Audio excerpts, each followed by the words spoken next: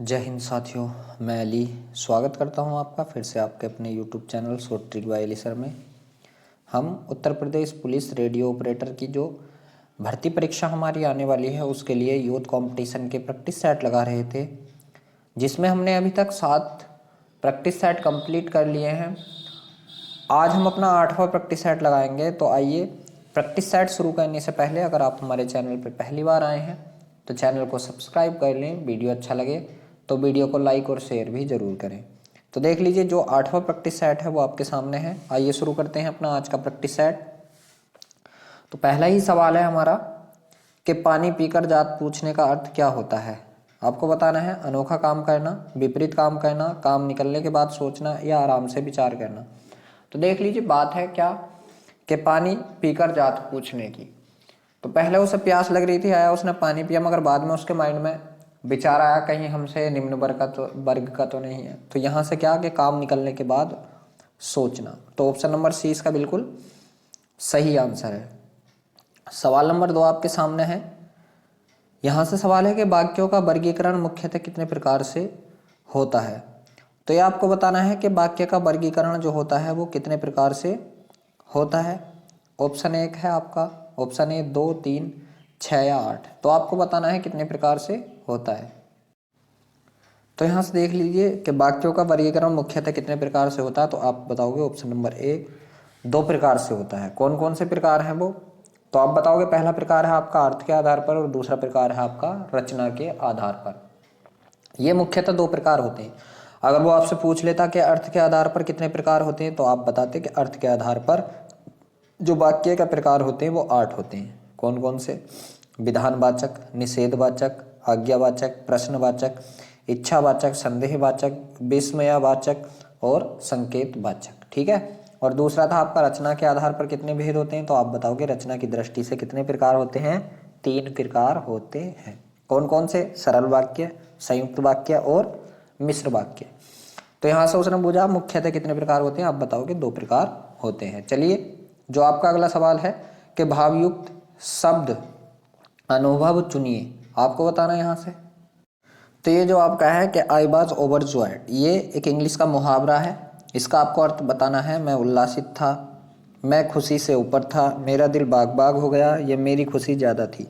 तो देख लीजिए, ये जो है आपका इंग्लिश का मुहावरा है आई वाज ओवरजॉयड। तो इसका मतलब होता है कि दिल बाग बाग होना। तो आप बताओगे इसमें कौन सा ऑप्शन है तीसरे सवाल का। तो ऑप्शन नंबर सी इसका बिल्कुल सही आंसर है कि दिल बाग बाग होना। अब आपको बताना है पवन का संधि विच्छेद। आपको यहाँ से पावन का संधि विच्छेद बताना है। तो चौथे सवाल में जल्दी से बताइए पावन का संधि विच्छेद क्या होगा।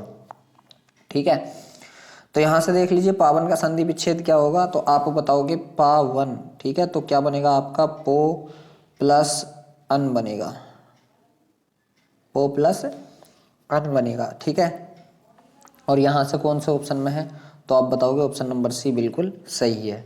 अगर बात की जाए यहाँ से कि कौन सी संधि होगी तो आप बताओगे कि यहाँ अयादी स्वर संधि होगी। अब देख लीजिए, जो आपका 5वां सवाल है वो आपके सामने है। सवाल है 5वां आपका कि शुद्ध शब्द चुनिए, गंगाजल, बेबुनियाद, बड़ा सा या चौपाया। तो इन जो 5वां सवाल है उसका आंसर आपको बताना है। तो देख लीजिए क्या है कि जो ऑप्शन आपका सी है वो बिल्कुल सही है। अगर गंगाजल की बात करें तो एक जगह मिला हुआ था, बेबुनियाद भी एक जगह होता है और चौपाया भी एक जगह होता है, मगर बड़ा सा जो होता है ये बिल्कुल सही है, क्योंकि यहाँ से देख लीजिए इन सभी के बीच में योजक चिन्ह लग रहा है। तो बड़ा सा के बीच में जो योजक चिन्ह है ये हमारा बिल्कुल सही होगा। अब छठा सवाल जो है वो आपके सामने है कि निम्नलिखित में से किस वाक्य में अकर्मक क्रिया है? अकर्मक। ठीक है। तो छठा सवाल आपको बताना है, ठीक है, कि कौन से में अकर्मक क्रिया है। तो आपको इनमें से बताना है। देख लीजिए क्या है। ऑप्शन ए है आपका पानी बरस रहा है। ठीक है। मैं गेहूं पिसवाता हूं, श्याम निबंध लिखता है, राम मोहन को रुला रहा है। तो अकर्मक। ठीक है। तो यहाँ से आपको बताना है जो किसी भी कर्म के साथ ना हो, अकर्मक क्रिया। ठीक है। तो देख लीजिए यहाँ ऑप्शन नंबर जो ए है वो बिल्कुल सही है कि पानी बरस रहा है। अब जो आपका 7वां सवाल है वो आपके सामने स्क्रीन पर है। सवाल है 7वां आपका कि मुझे जो है ये किस प्रकार का आपका सर्वनाम है। आपको बताना है कि मुझे जो है ये किस प्रकार का सर्वनाम है। उत्तम पुरुष, मध्यम पुरुष, अन्य पुरुष या इनमें से कोई नहीं। ठीक है, तो यहाँ से आपको बताना है ठीक कि कौन सा सर्वनाम है। तो देख लीजिए, बात की जाए मैं, हम, मुझे, मेरा, मुझको, ठीक है, ये जो आदि होते हैं या आपके किस में होते हैं, तो आप बताओगे उत्तम पुरुष के सर्वनाम होते हैं। तो यहाँ से कौन हो गया आपका उत्तम पुरुष सर्वनाम हो चुका है। अगला सवाल है आपका, अर्थ के आधार पर शब्द कितने प्रकार के होते हैं, आपको बताना है कि अर्थ के आधार पर जो हमारे शब्द होते हैं वो कितने प्रकार के होते हैं, तो आपको ये बताना है। तो देख लीजिए क्या 3, 4, 5 और 6। जब भी बात की जाए अर्थ के आधार पर शब्दों की, तो आप बताओगे कितने प्रकार के होते हैं, हमारे 4 प्रकार के होते हैं। किस ऑप्शन में? ऑप्शन नंबर बी बिल्कुल सही है। अब वो चारों प्रकार हैं कौन? अगर बात की जाए कि अर्थ के आधार पर जो हमारे शब्द होते हैं वो 4 प्रकार के होते हैं, मगर 4 प्रकार कौन से हैं? तो पहला प्रकार है हमारा एकार्थी शब्द, दूसरा है अनेकार्थी शब्द, तीसरा है समानार्थी कह दो या पर्यायवाची शब्द कह दो, और चौथा होता है विपरीतार्थी या विलोम शब्द। ये होते हैं हमारे। अगला सवाल नवा है कि लालटेन शब्द निम्न वर्ग में से किस वर्ग में आता है? तत्सम, तद्भव, देशज या विदेशज। जो आपका नवा सवाल है, लालटेन की अगर बात की जाए तो लालटेन जो होता है हमारा किस में आता है? लालटेन जो हमारा विदेशी भाषा का शब्द है, तो ये कहाँ पहुंचेगा? आपका ऑप्शन नंबर डी मतलब विदेशज में पहुंचेगा। अगर और विदेशी शब्दों की बात की जाए तो जैसा लालटेन हो गया, बोतल हो गया, तारपीन हो गया, आदमी हो गया, तोप हो गया, अमीर हो गया, टिन हो गया, नोटिस हो गया, ये जो शब्द हैं हमारे ये किस में आएंगे? विदेशज में आएंगे। अब देख लीजिए अगला जो आपका सवाल है 10वां कि यशोदा में प्रयुक्त संधि आपको बतानी है कि कौन सी है यशोदा। ठीक है, तो जो 10वां सवाल है यशोदा का संधि विच्छेद आपको बताना है। तो देख लीजिए मतलब संधि बतानी, तो पहले तो यशोदा का संधि विच्छेद कीजिए, तो आप बताओगे क्या होगा? यश है प्लस द। ठीक है, यश है प्लस द क्या होगा आपका? आप बताओगे यशोदा का संधि विच्छेद होगा। ठीक है, तो एक साइड क्या लग गया आपका? विसर्ग लग गया। ठीक, क्या लग गया एक साइड? आप बताओगे विसर्ग लग गया। और जब विसर्ग एक साइड लग गया तो आपकी कौन सी संधि हो जाएगी? यहाँ से विसर्ग संधि हो जाएगी। तो ऑप्शन नंबर सी बिल्कुल सही है। अब 11वां सवाल जो है वो आपके सामने है। 11वां सवाल है कि कुर्सी पर मास्टर जी बैठे हैं, इस वाक्य में कुर्सी शब्द किस कारक है? तो किस पर? कुर्सी पर। ठीक है, तो पर किस में आता है? अब अगर आप बताएंगे यहाँ से 11वें सवाल का, तो आप बताओगे पर किस पर आता है? बताइए जल्दी। कुर्सी पर। ठीक है, तो यहाँ से अगर आप कारक विभक्तियों को याद करोगे अपना, ठीक है, तो देखोगे कर्ता ने कर्म को करण से संप्रदान के लिए अपदान से अलग, अधिकरण में, पे, पर। तो अधिकरण में कौन आएगा? में आएगा, पे आएगा और पर आएगा। तो यहाँ से आपका जो आया हुआ आप बताओगे क्या है? पर है, तो किस में पहुंचेगा? अधिकरण कारक में यहाँ से आपका पहुंच जाएगा। अगला सवाल जो 12 नंबर का है वो है आपका कि बहुव्रीहि समास का उदाहरण कौन सा है? आपको बताना है।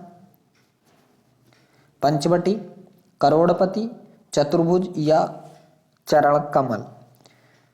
यहां से जो 12वां सवाल है आपका उसका आंसर आपका जो होगा तो आप बताओगे क्या होगा? तो 12वें मतलब बहुव्रीहि समास की क्या पहचान बताई थी मैंने कि बहुव्रीहि समास में जो होता है उपाधि की बात होती है और यहाँ कोई भी पद आपका प्रधान नहीं होता, किसी तीसरे शब्द की ओर या एक नया अर्थ प्रकट करते हैं वो लोग। ठीक है, तो देख लीजिए क्या है। जब बात की जाए आपके चतुर्भुज की, तो चतुर्भुज क्या होता है? आप बताओगे विष्णु जी का नाम है चतुर्भुज, जिनकी 4 भुजाएं हैं, तो कौन थे? विष्णु जी। तो यहाँ से कौन आ चुका है आपका? आप बताओगे ऑप्शन नंबर सी चतुर्भुज आ चुका है। पंचवटी में कौन आएगा आपका? आप बताओगे पंचवटी में कौन आएगा? तो आप बताओगे द्विगु समास आएगा। अब अगला सवाल है आपका 13वां कि तिलक किस प्रकार का शब्द है? तिलक, तिलक जो है आपका किस प्रकार का शब्द है? तो आप बताओगे यहाँ से तिलक जो है आपका किस प्रकार का शब्द है? तत्सम है, तद्भव है, देशज है या संकर है? तो आप बताओगे जो आपका तिलक शब्द है वो किससे है? ऑप्शन नंबर ए तत्सम है, ऑप्शन ए। क्योंकि तिलक हमारा संस्कृत भाषा का शब्द है और संस्कृत के जो शब्द होते हैं वो तत्सम होते हैं। ठीक, तो जैसे अगर बात की जाए अन्य शब्दों की तो आप बताओगे तिलक हो गया, अग्नि हो गया, सूर्य, माता पिता, ये ऐसे शब्द जो होते हैं हमारे तत्सम शब्द होते हैं। तो इसका ऑप्शन नंबर ए बिल्कुल सही है। 14वां सवाल है अंडे का शहजादे का अर्थ क्या है? कमजोर व्यक्ति, चालाक व्यक्ति, अनुभवी व्यक्ति या अनुभवहीन व्यक्ति। तो आपको 14वें सवाल का आंसर बताना है यहाँ से। तो आप बताओगे कि अंडे का जो शहजादा लोकप्रिय है इसका अर्थ है हमारा अनुभवहीन व्यक्ति, मतलब अभी वो अंडे में ही है, उसे बाहर का कुछ अनुभव नहीं है। तो यहाँ से आप क्या बताओगे? अनुभवहीन व्यक्ति। अब चलिए आपका जो 15वां सवाल है वो आपके सामने है। सवाल है आपका 15वां के प्रयुक्तोन्मति प्रयुक्तनमति आपको बताना क्या है? उत्तर न देने की क्षमता, जो फिर से उत्पन्न हुआ हो, जिसकी बुद्धि में नई नई बात उत्पन्न होती हो, या जो तत्काल सोचकर उत्तर दे सके। ठीक है, 15वें सवाल का आंसर आपको बताना है जल्दी से क्या होगा। तो आप बताओगे ये जो आपका प्रत्युन्नयमति जो है इसे क्या होता है? तो आप बताओगे जो तत्काल सोचकर उत्तर दे। तो किस ऑप्शन में है जो तत्काल सोचकर उत्तर दे? आप बताओगे ऑप्शन नंबर डी बिल्कुल सही है। 16वां सवाल है आपका, हांडोती जो बोली है वो किस की है? पश्चिमी राजस्थान की, दक्षिणी राजस्थान की, पूर्वी राजस्थान की, या उत्तरी राजस्थान की? तो आप बताओगे यहाँ से जो आपका ऑप्शन नंबर बी है वो बिल्कुल सही है कि हांडोती जो है आपके पूर्वी राजस्थान की बोली है। ठीक है, राजस्थानी अगर बात की जाए राजस्थानी भाषा की तो इसे 4 उपशाखाओं में बांटा गया है। पहली उपशाखा है आपकी पश्चिमी राजस्थानी, जिसमें आपकी मारवाड़ी और मेवाड़ी और बागड़ी और शेखावटी ये भाषा आती हैं। पूर्वी राजस्थान में आपकी ढूंढाड़ी, हांडोती आती हैं, जो आपका जयपुर वाला क्षेत्र है। तो इसका आंसर क्या हो गया? आपका पूर्वी राजस्थान हो चुका है। अगर बात की जाए दक्षिण राजस्थान की तो इसमें मालवी और निमाड़ी आती है, और उत्तरी राजस्थान की अगर बात की जाए तो इसमें मेवाती और अहीर बाटी आती है। ठीक है, 17वां सवाल है आपका, प्रेमचंद्र के अधूरे उपन्यास का नाम क्या है? तो प्रेमचंद्र का जो मंगलसूत्र उपन्यास था वो अधूरा रह गया था। तो आप बताओगे इसमें कौन?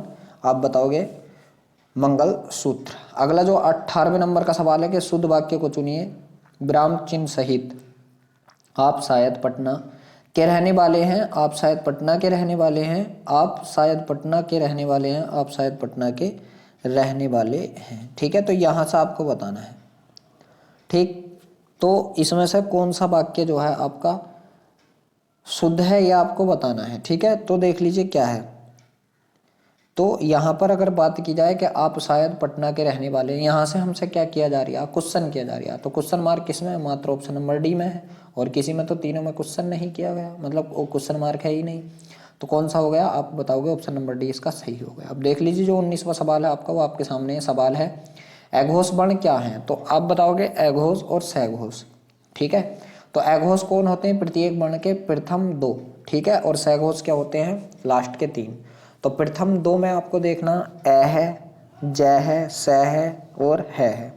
ठीक है, तो यहाँ से जो आपका 19वें सवाल का आंसर होगा तो आप बताओगे जो आपके अगर एघोष वर्ण की बात की जाए। ठीक है, यहाँ से क्या पूछा है उसने? कौन एघोष वर्ण कौन सा है? ठीक है, तो यहाँ से अगर एघोष वर्ण की बात की जाए कि कौन सा है हमारा, तो आप बताओगे जो यहाँ पे एघोष होगा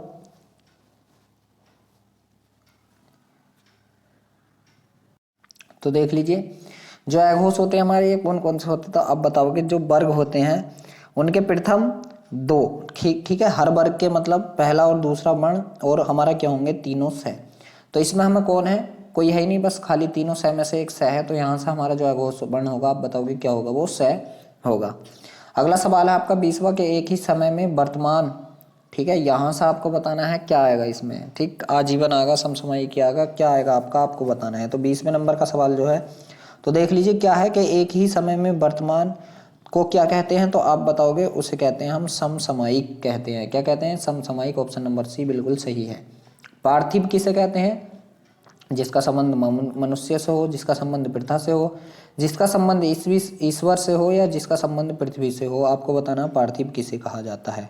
तो आप बताओगे पार्थिव वह होता है कि जिसका संबंध हमारी पृथ्वी से होता है, उसे हम पार्थिव कहते हैं। तो ऑप्शन नंबर डी बिल्कुल सही है।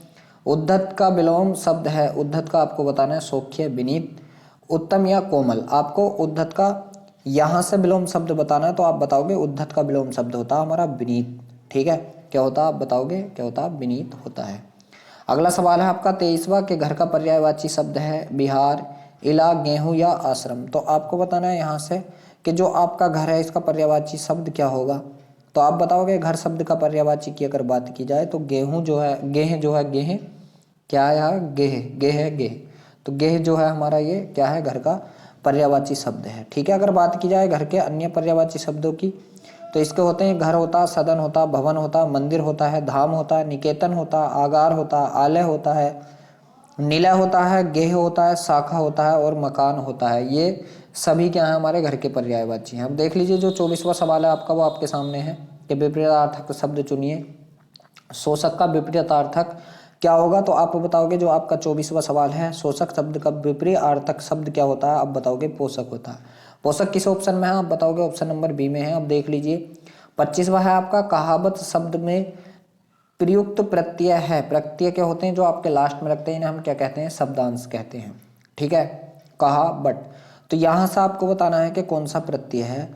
तो देखोगे अगर बात की जाए शब्दांश की, तो ये जो हमारा शब्दांश है इसमें अगर हम तोड़ेंगे तो क्या करेंगे? कहा प्लस आबट। ठीक है, कहाबत आबत, कहाबत आबत। ठीक है, क्या आ रहा है यहाँ से निकल कर? आबत आ रहा। तो ऑप्शन नंबर डी इसका बिल्कुल सही है। अब देख लीजिए यहाँ से आपको फिर वाक्य जोड़ के ही बताना है।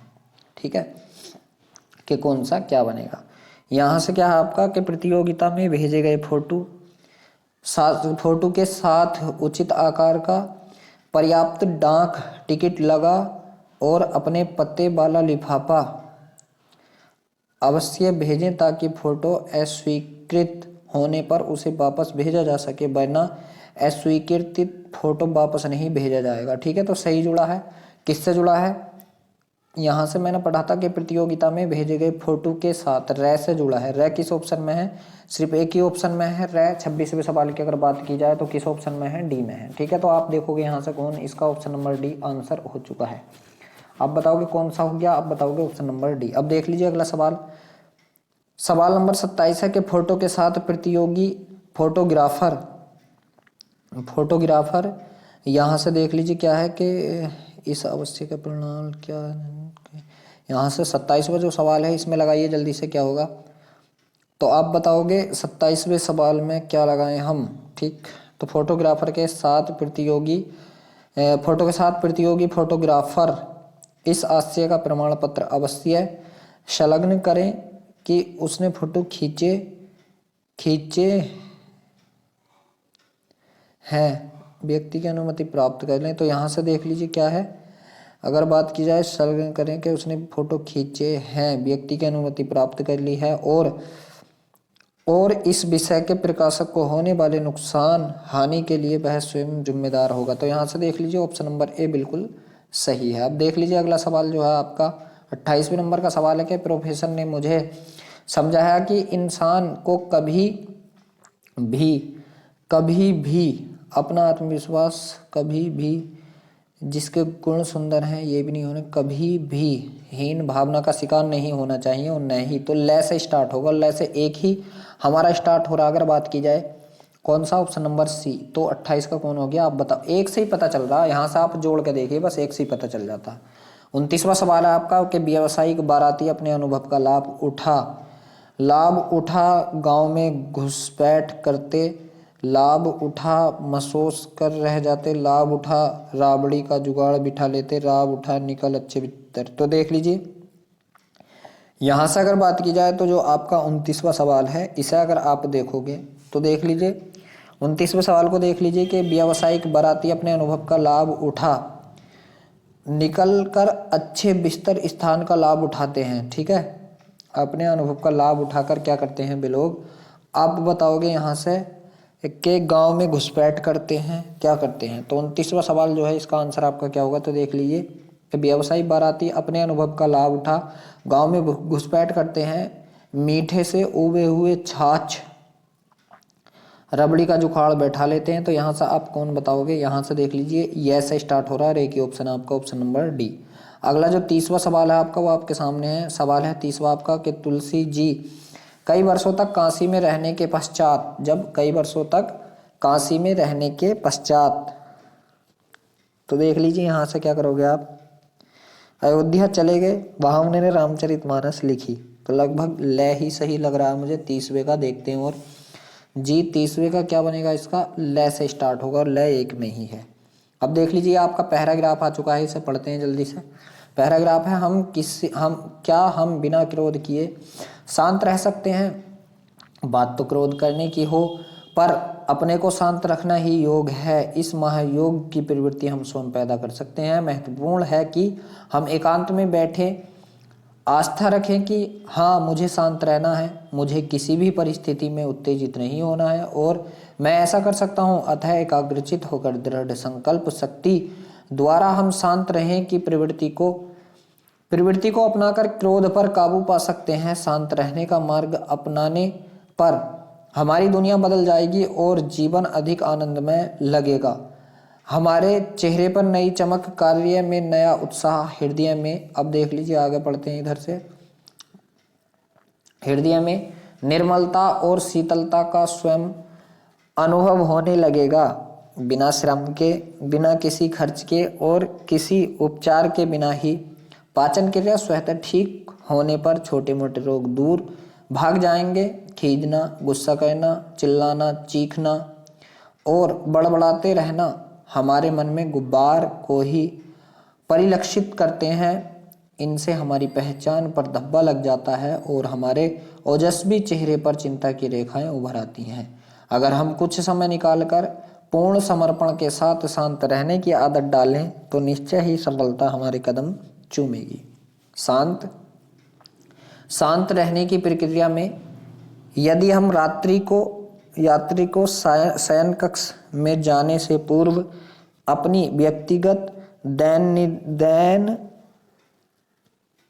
दैनंदिनी डायरी मतलब में दिन भर की वो घटनाएं लिखते रहें जब हम शांत नहीं रह सकते। कुछ दिन बाद वही दैनंदिनी पढ़ने पर आप अपनी तब की कमजोरी पर स्वयं हंस पड़ेंगे। कितनी छोटी बात है, बात पर हम गुस्सा करने लगते हैं। आओ हम गुस्सा व उत्तेजना को फेंक दें और शांत रहना शुरू करें। ये गद्यांश आपका, ये गद्यांश हमने अभी पूरा पढ़ा है। तो पहला सवाल है गद्यांश का कि उपर्युक्त गद्यांश का सही शीर्षक क्या है। एकाग्रचित्त बनो, क्रोध में अमंगल, शांत रहो, सुखी रहो, सफलता का उपाय। तो यहाँ से देख लीजिए जो आपका 31वां सवाल है उसका आंसर क्या होगा। तो यहाँ आपने देखा होगा कि शांत रहो और सुखी रहो, ऑप्शन नंबर सी बिल्कुल सही है। क्रोध से बचो और क्या रहना है आपको, सुखी रहना है। अगला सवाल है आपका जो 32वें नंबर का सवाल है आपका कि क्रोध आने की स्थिति में शांत रहने की प्रवृत्ति को क्या कहते हैं। महायोग कहते हैं, शांति कहते हैं, सुख का मार्ग कहते हैं या क्रोध पर विजय कहते हैं। तो जो आपका 32वां सवाल है इसका आंसर क्या होगा। तो देख लीजिए आपने अभी पढ़ा है, लेखक ने कहा है कि जब हम क्रोध आने पर भी शांत रहते हैं तो इस प्रवृत्ति को लेखक ने कहा, आप बताओगे महायोग कहा है। अगला सवाल है 33वां कि क्रोध को काबू में रखने से मुख्यतः कौन से रोग दूर होते हैं। अगर बात की जाए कि कौन से रोग दूर होते हैं, अशांत रहना, चीखना चिल्लाना, मन में गुब्बार, पाचन क्रिया से जुड़े रोग, बताइए। तो आप बताओगे जो आपका 33वें नंबर का सवाल है उसका आंसर लेखक ने बताया था कि जब आप क्रोध पर काबू रखते हो तो मुख्यतः आपकी पाचन क्रिया से जुड़े छोटे मोटे रोग दूर हो जाएंगे। अगला 34वां सवाल है कि चिंता की रेखाएं कहाँ उभर आती हैं। सारे शरीर पर, ओजस्वी चेहरे पर, गालों पर या मस्तक पर। तो देख लीजिए लेखक के अनुसार अगर 34वें सवाल की बात की जाए तो लेखक ने साफ साफ कहा है कि चीखने चिल्लाने से और बड़बड़ाने से हमारे ओजस्वी चेहरे पर चिंता की रेखाएं आ जाती हैं। तो कहाँ आती हैं आप बताओगे, ओजस्वी चेहरे पर। अगला जो सवाल है आपका 35वां वो आपके सामने है। सवाल है 35वां आपका कि शांत रहने की प्रक्रिया में आगे बढ़ने के लिए रात को क्या करें। क्रोध के अनुभव डायरी पर लिखें, विश्वास पूर्वक प्रभु से प्रार्थना करें, डायरी पर लिखें और पढ़ें, शांत वातावरण में सोने जाएं। तो आप बताओगे जो आपका 35वां सवाल है उसके अनुसार लेखक ने कहा है कि जो आपके क्रोध के अनुभव है वो अपनी डायरी पर लिख दें। तो ऑप्शन नंबर ए इसका बिल्कुल सही है। अब देख लीजिए जो आपके 36 से अगले सवाल हैं आपको बताने यहाँ पर क्या दे रखा है। इसमें के प्रत्येक वाक्य के एक रेखांकित शब्द है, नीचे शब्द के 3 अशुद्ध रूप लिखे गए हैं। चौथे शुद्ध रूप में लिखे शब्द का चयन करें, उसे चिन्हित करें। यहाँ से आपको बताना है कि शुद्ध रूप लिखना है, इसका क्या होगा। ठीक है, तो चलिए चलते हैं। सवाल है हमारा कि उस कवित्री की कविताएं बहुत पसंद की गई हैं। अब आपको बताना है कवित्री कौन सा सही है। सारी कवित्री आपके सामने, आपको 36वें सवाल का आंसर बताना है। तो देख लीजिए 36वें सवाल की अगर बात की जाए तो कवित्री का क्या होता है आप बताओगे, कवयित्री होता है। क्या होगा आप बताओगे, 36वें सवाल का जो आंसर होगा आपका कवयित्री होता है। कवयित्री ऐसा है, क व य पे छोटी ई की मात्रा और त्रै ई पे बड़ी ई की मात्रा। तो ऐसा किस में है आपका, ऑप्शन नंबर डी में है, कवयित्री। अगला है आपका प्रधानमंत्री के भाषण की श्रुति लिपि उसने उसी समय ले ली। तो श्रुति लिपि आपको बताना है किस तरीके से राइट लिखा जाएगा। अगर बात की जाए 37वें सवाल की कि श्रुति लिपि जो है किस तरीके से लिखा जाएगा, तो यह होती है आपकी श्रुत लिपि। क्या होती है? श्रुत लिपि। श्रुत और ल पे छोटी की मात्रा पै पे छोटी की। तो ऐसा किसमें आप बताओगे? ऑप्शन नंबर बी में है। तो श्रुत लिपि कौन सा सही है आप बताओगे? ऑप्शन नंबर बी बिल्कुल सही है। अगला सवाल है आपका, भग्गू सेठ तो बहुत ही दुष्चरित्र व्यक्ति हैं। तो यहाँ से आपको दुष्चरित्र बताना है कौन सा सही है। तो 38वां अगर सवाल की बात की जाए आपका, तो आप बताओगे दुष्चरित्र जो होगा आपका छोटे ऊ से बनेगा। तो किस ऑप्शन में छोटा ऊ? ऑप्शन नंबर ए बिल्कुल सही है, दुष्चरित्र। अब देख लीजिए जो आपका 39वें नंबर का सवाल है वो आपके सामने सवाल है 39वां के मुंह की खाना, भोजन खा लेना, भाग जाना, गिर पड़ना या हार जाना। आप बताओगे जो आपका 39वां सवाल है वो क्या होगा। तो मुंह की खाना जो लोकोक्ति है इसका अर्थ होता है आपका हार जाना। किस ऑप्शन में? Option number C. अगला है आपका डपोर शंख। तो आपको बताना डपोर शंख का अर्थ क्या होगा कि विशेष तरह का शंख, बेसिर पैर की बात करने वाला, बहुत बड़ी गिनती या भारतीय शंख। तो आपको बताना है यहाँ से क्या होगा। तो आप बताओगे डपोर शंख जो मुहावरा है इसका होता है आपका आंसर के बे सिर पैर की बात करने वाला। तो किस ऑप्शन में? ऑप्शन नंबर बी बिल्कुल सही है। तो देख लीजिए ये प्रैक्टिस सेट भी आपका कंप्लीट हो चुका है। आपको अपना स्कोर कमेंट बॉक्स में बताना है। वीडियो अच्छा लगा हो तो वीडियो को लाइक शेयर जरूर करें और आप हमारे चैनल को सब्सक्राइब भी जरूर कर लें।